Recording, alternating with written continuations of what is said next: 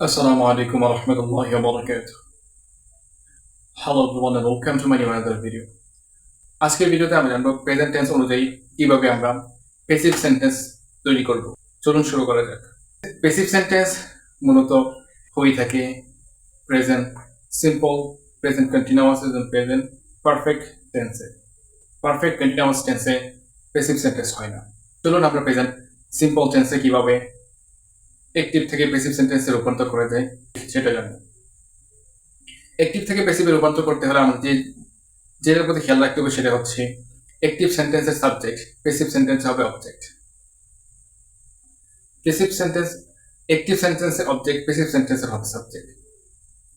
তারপর আমাদের ইউজ করতে হবে অক্সিলারি ভার্ব। অক্সিলারি ভার্বের পর আমাদেরকে ইউজ করতে হবে মেইন ভার্বের পাস্ট পার্টিসিপল ফর্ম। এরপর আমাদেরকে ইউজ করতে হবে বাই দিয়ে প্যাসিভ অ্যাক্টিভ সেন্টেন্সের সাবজেক্টকে, তখন হয়ে যাবে প্যাসিভ হিসেবে।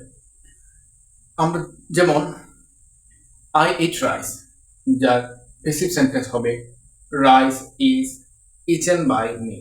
এখন আমরা জানবো প্রেজেন্ট কন্টিনিউয়াস টেন্স অনুযায়ী প্যাসিভ সেন্টেন্স। যেমন আমরা যদি বলি আম প্লেইং ক্রিকেট, যে সেন্টেন্সটা রয়েছে অ্যাক্টিভ সেন্টেন্সে। আমরা যদি অ্যাক্টিভ সেন্টেন্সকে প্যাসিভ সেন্টেন্সে রূপান্তর করতে যাই সেক্ষেত্রে আমাদেরকে বলতে হবে ক্রিকেট, আমাদেরকে ইউজ করতে হবে বি ভার্ব, যেটি হচ্ছে এম ই আর, যা প্রেজেন্ট টেন্সে ব্যবহৃত হয়। তো আমাদেরকে ওই সাবজেক্ট অনুযায়ী আমাদেরকে অক্সিলারি ভার্বটাকে নিতে হবে, সাথে বিং অ্যাড করতে হবে। যেমন ক্রিকেটটা হচ্ছে থার্ড পারসন সিঙ্গুলার, তো সেক্ষেত্রে আমাদেরকে ইউজ করতে হবে ইজ বিং। তার মানে বোঝা গেল ক্রিকেট ইজ বিং। আমরা এখন আমরা নিব মূল ভার্বের ফার্স্ট পার্টিসিপল ফর্ম, সেক্ষেত্রে আমাদেরকে ইউজ করতে হবে প্লেড। তারপর আমাদেরকে বাই দিয়ে তারপর আমাদের অ্যাক্টিভ সেন্টেন্সের সাবজেক্টকে অ্যাড করতে হবে। তাহলে পূর্ণ সেন্টেন্সটা হবে cricket is being played by me. এখন আমরা জানবো প্যাসিভ সেন্টেন্স এর প্রেজেন্ট পারফেক্ট টেন্সে কিভাবে আমরা রূপান্তর করতে পারি। আমরা যদি অ্যাক্টিভ সেন্টেন্সে বলি I have completed my graduation, তখন আমাদেরকে এটাকে প্রেজেন্ট পারফেক্ট টেন্সে যদি আমাদেরকে রূপান্তর করতে হয় প্যাসিভ সেন্টেন্সে, তখন আমাদেরকে বলতে হবে অ্যাজ ইউজুয়াল।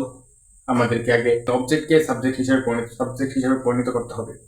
তো আমাদেরকে বলতে হবে গ্রাজুয়েশন অক্সিলারি ভার্ব হ্যাজ, যেহেতু গ্রাজুয়েশন থার্ড পারসন সিঙ্গুলার, তো সেক্ষেত্রে আমাদেরকে বলতে হবে গ্রাজুয়েশন হ্যাজ, তারপর আমাদেরকে অ্যাড করতে হবে বিন এর পর ভার্বে, তারপর as usual by plus active সেন্টেন্সের সাবজেক্ট।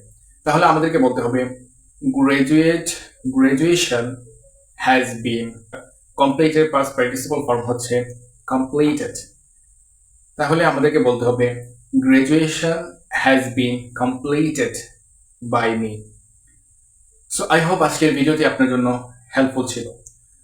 সো অ্যাক্টিভ থেকে প্যাসিভ সেন্টেন্সে রূপান্তর করতে হলে 5টি শর্ত রয়েছে, যে 5টি শর্ত অনুসরণ করলে খুব সহজেই অ্যাক্টিভ থেকে প্যাসিভ সেন্টেন্সে আপনি রূপান্তর করতে পারবেন। যে শর্তগুলো পূর্বে ভিডিওতে আলোচনা করেছিলাম। ভিডিওটি যদি মিস করে থাকেন অবশ্যই চ্যানেলে প্রবেশ করে ভিডিওটি দেখে আসবেন। সো আজকের মতো এই পর্যন্তই। সবাই ভালো থাকবেন, সুস্থ থাকবেন। Keep learning. See you again. Goodbye. আসসালামু আলাইকুম।